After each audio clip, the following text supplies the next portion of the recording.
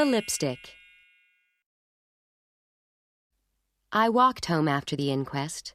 Mother had gone in the car, looking rather sick, as she had done since Eleanor's death. Not that she had liked Eleanor. My cousin, Eleanor Hammond, had gone happily through life as if she woke each morning wondering what would be the most fun that day, stretching her long, lovely body between her silk sheets. How bitter Mother was about those sheets. And calling to poor, tired old Fred in his dressing room. "Let's have some people in for drinks, Fred." "Anything you say, my love." Anything Eleanor said was all right with Fred. I remembered his face at the inquest, shocked and puzzled. "You know of no reason why Mrs. Hammond should take her own life?" "None at all." "Nothing about her health caused her anxiety?" "Nothing. She always seemed to be in perfect health."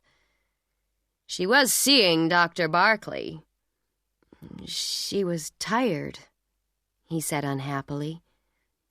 But Eleanor had either fallen or jumped from that 10th-floor window of Dr. Barkley's waiting room, and the coroner clearly believed she had jumped. The doctor had not seen her that day, only the nurse. "There was no one else in the waiting room," she told the coroner. "The doctor was with a patient. Mrs. Hammond sat by the window, took off her hat, lit a cigarette, and picked up a magazine. Then I went back to my office and didn't see her again until—" She was a pretty little thing. She looked pale. "What happened next?" said the coroner gently. "I heard the other patient leave. She went out from the doctor's room. When he rang for the next patient, I went to get Mrs. Hammond. She wasn't there. I saw her hat, but her bag was gone. Then—" She stopped and swallowed. "Then I heard people shouting in the street, and I looked out of the window." The coroner gave her a little time, then said, "Would you say she was depressed that morning, Miss Cummings?" "I thought she seemed very cheerful," she said. "The window was open beside her." "Yes, I couldn't believe it." She was crying by this time, and it was clear she had told all she knew. Dr. Barkley, who had just come in, was called next. He was in his late 30s and quite good-looking. Knowing Eleanor, I wondered. She had liked handsome men. Fred, who was not at all handsome, was the exception. Beside me, Mother had also noticed the doctor's good looks. "So that's it," she said disapprovingly. "Eleanor had as much need for a psychiatrist as I need a third leg." The doctor had not seen Eleanor at all that morning. When he rang and nobody came, he went to the waiting room where Miss Cummings was looking out of the window. Suddenly she began to scream. Fortunately, a Mrs. Thompson arrived at that time and went to help her. Asked about Eleanor's visits to him, he said, "I have many patients who are nervous and anxious. Mrs. Hammond had been like that for years." "That is all? She spoke of no particular trouble?" He smiled faintly. "We all have troubles. Some we imagine, some are real. But I would say that Mrs. Hammond was an unusually normal person. I had recommended that she go away for a rest. I believe she meant to do so." His voice was cool and efficient. Fred, however, was watching him closely. "You did not think she intended suicide?" "No, not at any time."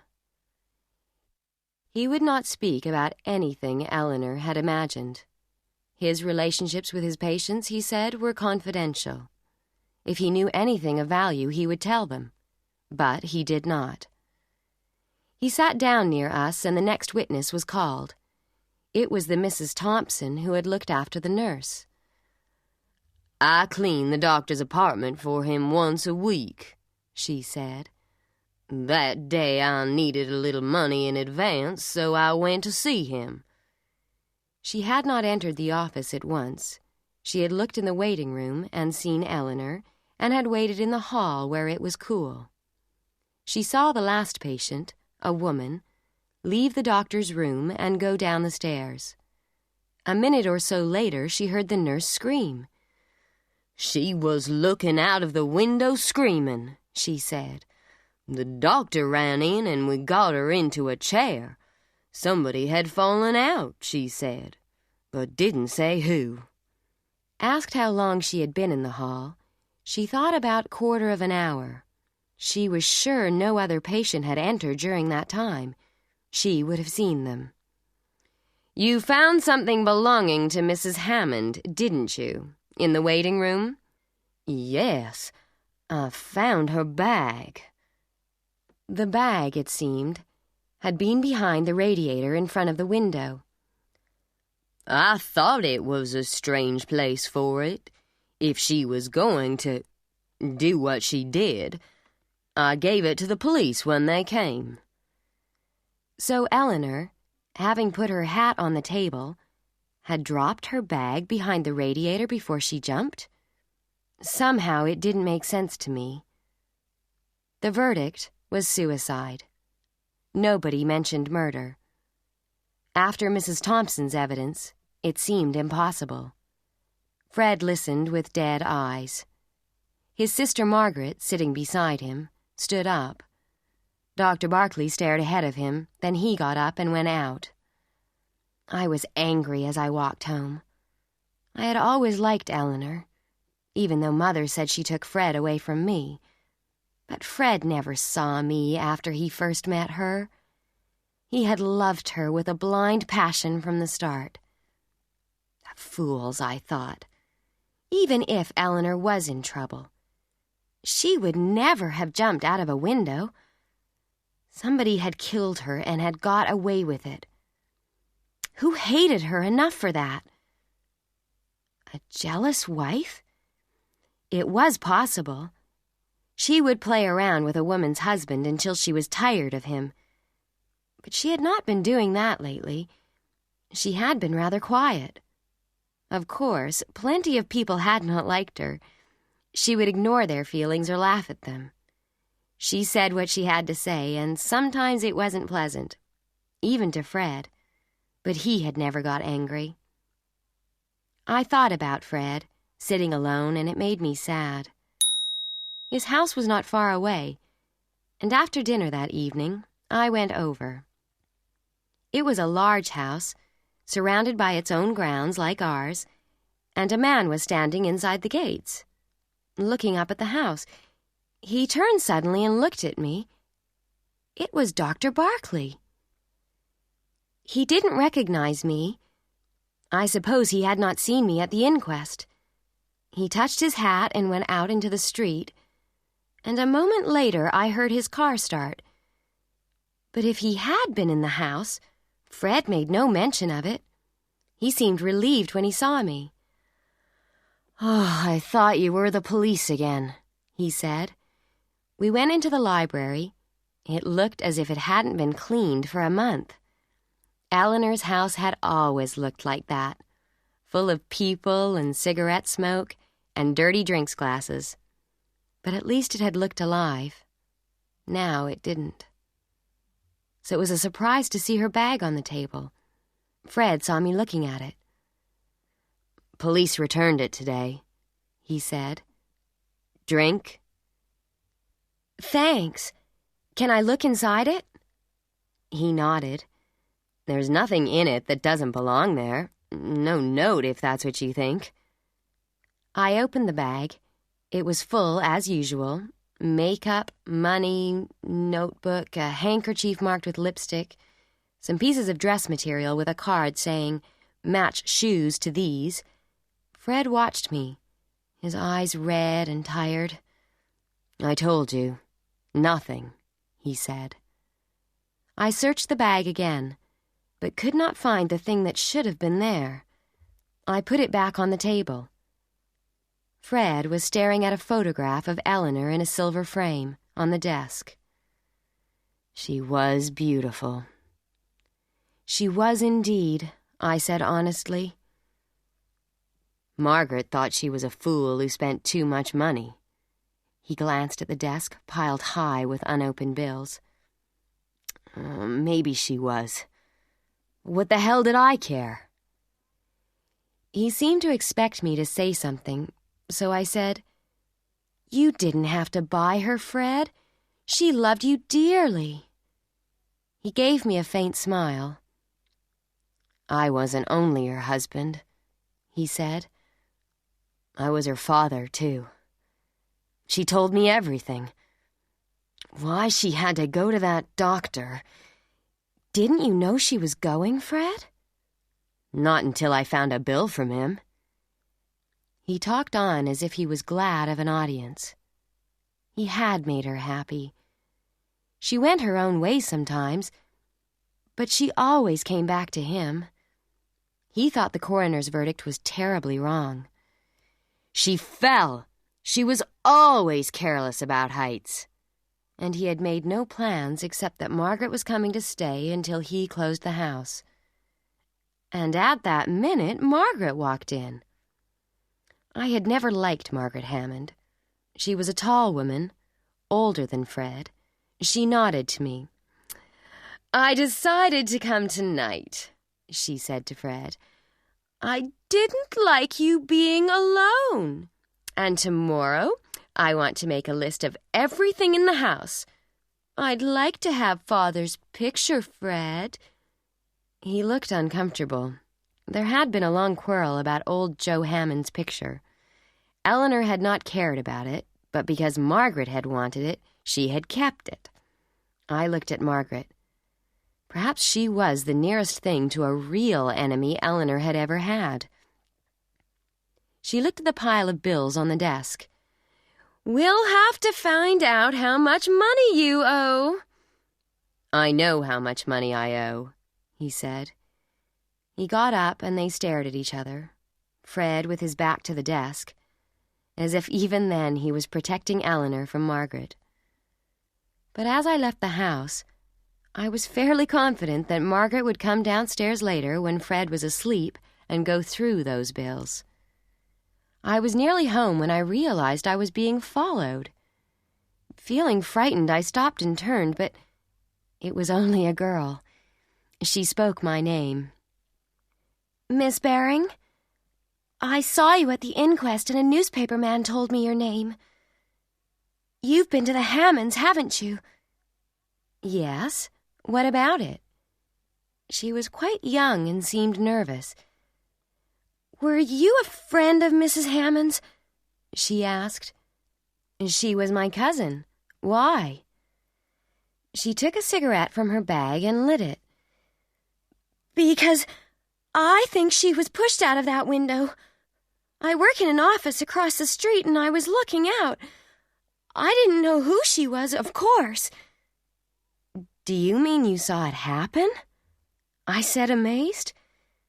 "No, but I saw her at the window just before it happened, and she was using a lipstick. When I looked out again, she was on the pavement." Her hand started to shake, and she threw away the cigarette. "I don't think a woman would use a lipstick just before she was going to do a thing like that, do you?" "No," I said. "You're sure it was Mrs. Hammond?"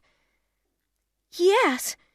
She had on a green dress, and I noticed her hair. I went back tonight to see if the lipstick was on the pavement. I couldn't find it. The street was crowded. Someone may have picked it up. It's 3 days ago, but I'm sure she had it when she fell." That was what I had not told Fred. That Eleanor's gold lipstick was missing from her bag. I looked at my watch. It was only 11 o'clock. "We could go and look again," I said. She would not tell me her name. "Just call me Smith. I don't want to get involved. I have a job to keep." I found the lipstick. It was at the side of the road, and 20 cars must have run over it. But after I wiped the mud off it, the familiar letter E was there to see. Miss Smith saw it and gasped, "So I was right!" Then she jumped on a bus, and I never saw her again. I slept badly that night, and it was late when I got to Dr. Barkley's office the next morning. I walked in and put Eleanor's lipstick on his desk. "I don't think I understand," he said, staring at it. "Mrs. Hammond was at the window using that lipstick only a minute before she fell." "Do you mean it fell with her?" "I mean that she never killed herself. Do you think a woman would put lipstick on just before she was going to do what we're supposed to think she did?" He smiled. "My dear girl, if you saw as much of human nature as I do, that wouldn't surprise you."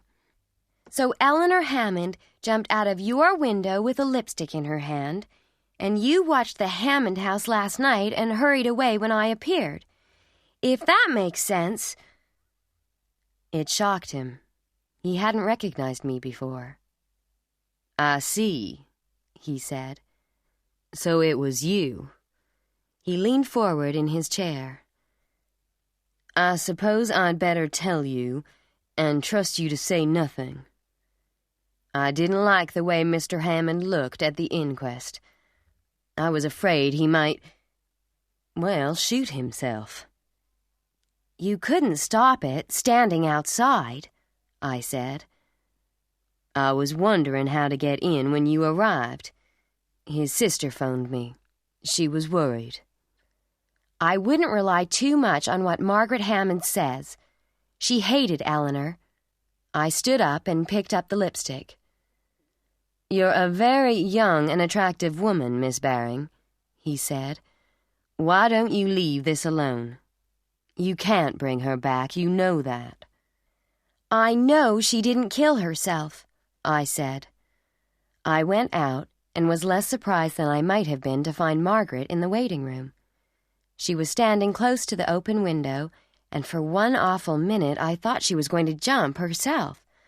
"Margaret!" I said sharply. She turned, and her face was white.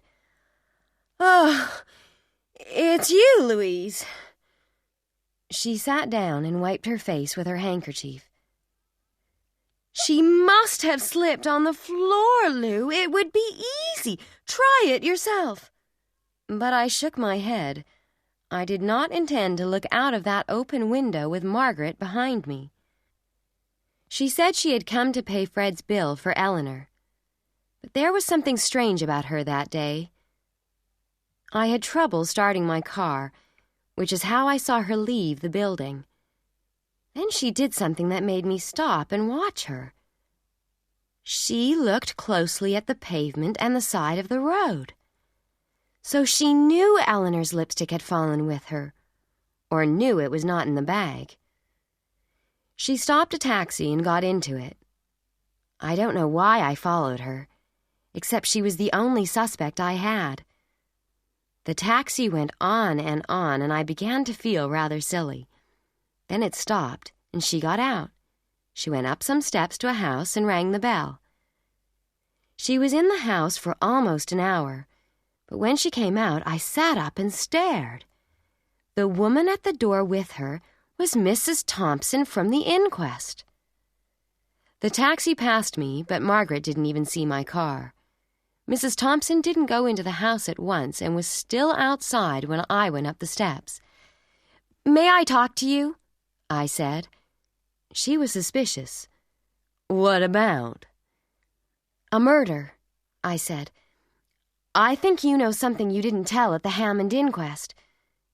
Some of the color went out of her face. "It wasn't a murder," she said. "The verdict—" "I think it was murder." What was Mr. Hammond's sister doing here if it wasn't? I never saw her before, she said. She came to thank me for what I said at the inquest, because it showed that the poor woman did it herself. And to pay you for it, I suppose. Nobody paid me anything, she said angrily. If you think anybody can bribe me to lie, you're wrong. She went in and banged the door shut. Was she telling the truth? Was there something she had not said at the inquest? I was sure the doctor knew more than he had told. But why hide anything? All afternoon I wondered what Dr. Barkley and the Thompson woman either knew or suspected. I also went to get my hair done at Eleanor's hairdresser's. The girls there were very willing to talk about her, and I learned something new. I was waiting for her, one of them said. Of course she never came, and... You mean you expected her here the day it happened? She had an appointment for 4 o'clock. When I heard what happened, I couldn't believe it. Although the last few weeks she hadn't been quite the same. When did you notice a change in her? I asked. About Easter. I remember I liked her new hat, and she gave it to me then and there. She said a strange thing. She said, sometimes new hats were dangerous? My hair may have looked better when I left the hairdresser's, but my mind was going round in circles. Mother and I invited Fred over for dinner that evening. During the meal, I asked him if anything had happened to upset Eleanor in the spring. About Easter, I said. I don't remember anything, he said, except that she started going to that psychiatrist about then. Why did she go to him, Fred? Mother asked. You saw him, he said. He was good-looking. Maybe she liked to look at him instead of me. He went home soon after that. I slept badly and was late for breakfast. Mother had finished reading the newspaper, and I took it. The report was just a few lines on the back page. It said that Mrs. Thompson had been shot the night before. I couldn't believe it. I read it again. She was not dead, but her condition was serious. She had been sitting alone outside her house when it happened. Nobody had heard the shot. Her husband found her when he came home at 11 o'clock. She had been shot through the chest and was still not able to make a statement. So she knew something that made her dangerous, I thought. I remembered Margaret going up the steps to the house. Margaret searching for Eleanor's lipstick in the street. Margaret who hated Eleanor. And I suddenly remembered Fred's gun, which he kept in his desk drawer. I think it was the gun which finally made me go to the police. The police captain of the station wasn't interested, but a detective came to see me later. You don't think Mrs. Hammond killed herself, he said.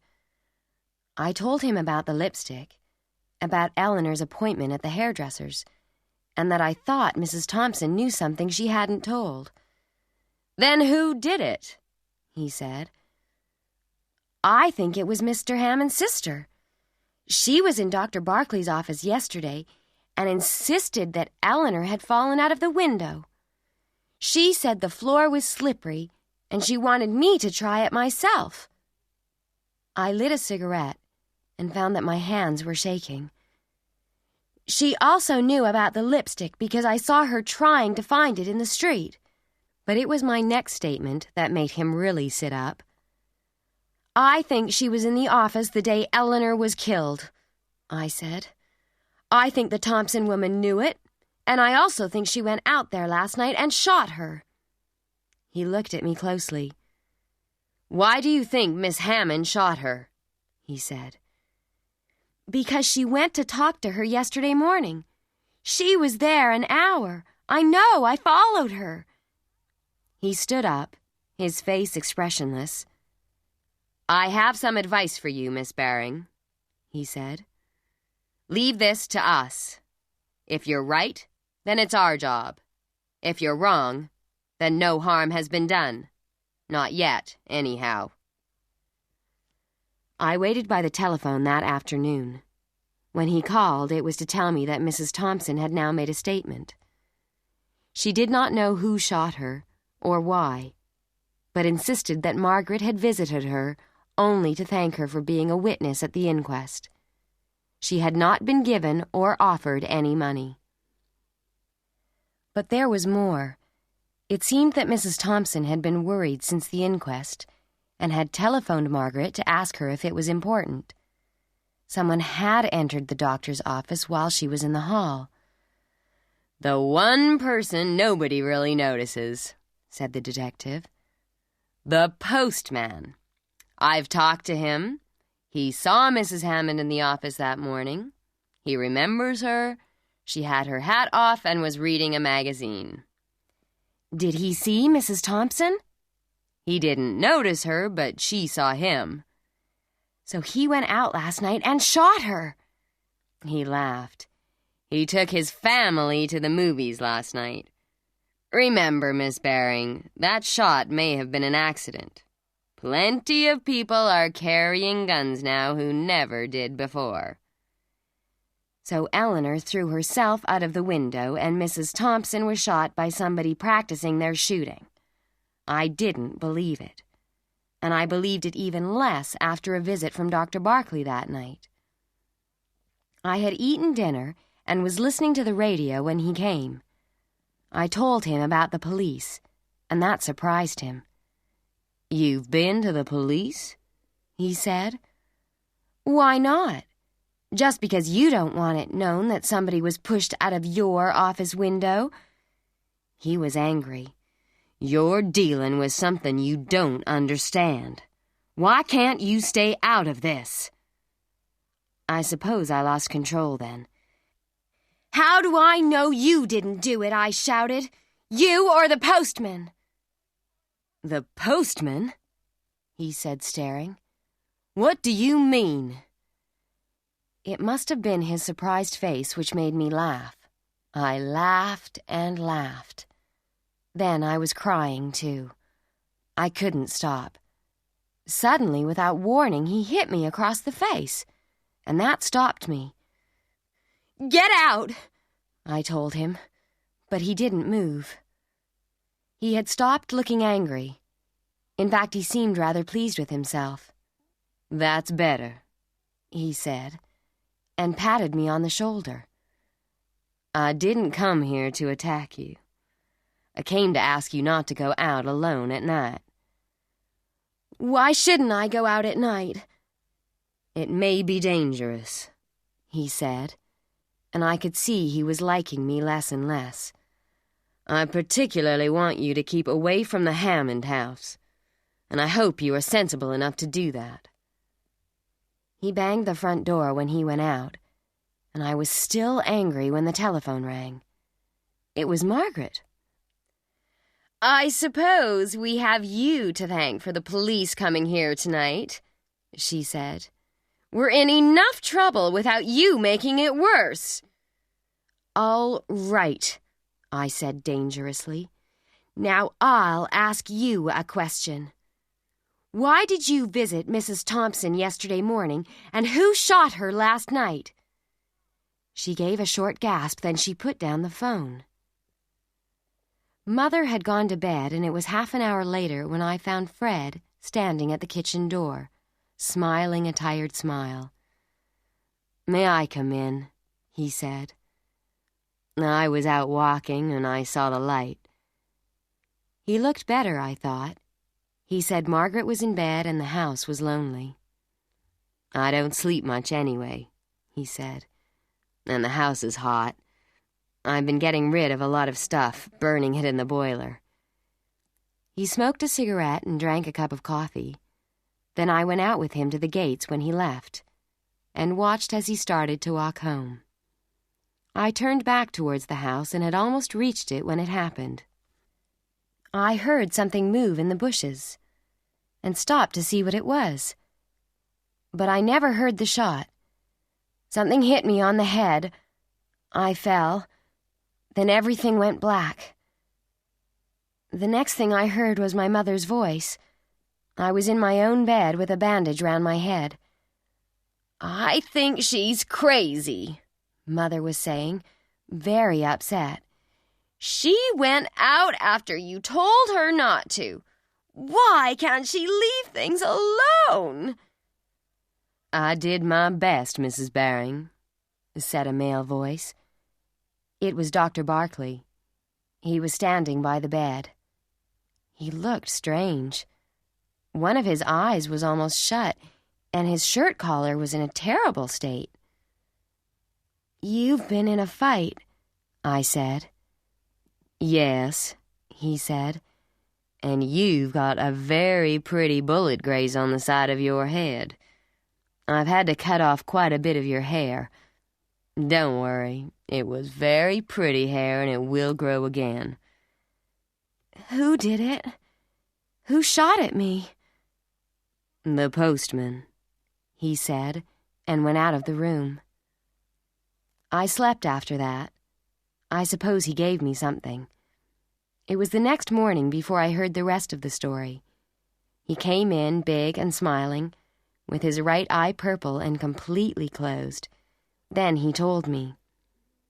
In the spring, Eleanor had come to him with a strange story. She was being followed and was frightened. The man who was watching her, she said, wore a postman's uniform. It sounded fantastic, but she swore it was true. "Do you mean it was this man that the Thompson woman saw going into your office?" I said. "She's already identified him. The real postman had been there earlier. He had seen Mrs. Hammond sitting in a chair, reading a magazine. But the real postman had gone before the Thompson woman arrived. The postman she saw was the one who killed Eleanor." I knew before he told me. "It was Fred, wasn't it?" "It was Fred Hammond, yes." He held my hand. "I'm sorry, my dear. I tried to get Eleanor to go away, but she wouldn't do it." "It's crazy. Fred was madly in love with her." "He loved her, yes, but he was afraid he was losing her, and he was wildly jealous. He looked slightly embarrassed. I think he was jealous of me." "But if he really loved her—" "The line between love and hate is a thin one, and it's possible he felt that she was never really his until no one else could have her." He hesitated before going on. "I was too late last night. I caught him just in time when he shot at you. But he put up a real battle. He got away somehow and shot himself." He went on quietly. Mrs. Thompson had identified Fred's photograph as the postman she had seen going into the office and coming out again just before she heard the nurse screaming. The bullet she had been shot with had come from Fred's gun. And Margaret, poor Margaret, had been afraid that Fred had not been sane for some time. "She came to see me yesterday after she heard the Thompson woman had been shot," he said. "She wanted Fred put away into a special hospital, but she almost went crazy when I talked about the police. I suppose there wasn't much proof anyway. Mrs. Thompson seemed to be dying and the uniform was gone." "Gone?" I said. "He burned it in the boiler. We found some burned buttons and things last night." I tried to think. "Why did he try to kill Mrs. Thompson?" I said. "What did she know?" "She was able to describe the postman who went into my office." After Margaret heard this, she went home and searched the house. She found the uniform and she knew. She tried to think what to do, but she had told Fred she was going to see Mrs. Thompson that day, and she thinks he knew she had found the uniform. All we know is that he left this house that night, got out of his car, and tried to kill the only witness against him. Except you, of course. But why should he try to kill me? I said. Because you wouldn't leave things alone. You were a danger from the minute you insisted Eleanor had been murdered. And because you telephoned Margaret last night and asked her why she had visited Mrs. Thompson. You think he was listening? I know he was listening. And that was when Margaret sent me to warn you. He admitted that he had been watching the Hammond house all evening, and that when Fred came to our kitchen door, he had been just outside. But Fred had seemed quiet drinking his coffee. Then Fred had begun to walk home, and he followed him behind the fence. But just too late he lost him, and he knew he was on the way back. Fred had lifted his gun to shoot me when he grabbed him. Suddenly, I found I was crying. It was all horrible. He got out a handkerchief and dried my eyes. "It's all over now," he said. "You're a very brave woman, Louise Baring. Don't spoil it now." He got up rather quickly. "I think you've had enough of murder and sudden death. What you need is quiet. Someone will come soon to put a new bandage on your head." "Why can't you do it?" "Because I'm not that sort of doctor." I looked up at him. He was tired and he needed a shave, and that awful eye was getting blacker. But he was big and strong and sane. A woman would be safe with him, I thought. Any woman. Although, of course, she could never tell him her dreams. "Why can't you look after me?" I said. "If I'm to look bald, I'd prefer you to see it. You did it." He smiled. Then, to my surprise, he kissed me, lightly on the cheek. "I've wanted to do that ever since you banged that lipstick down in front of me," he said. "And now, will you stop being a detective and concentrate on growing some hair on the side of your head?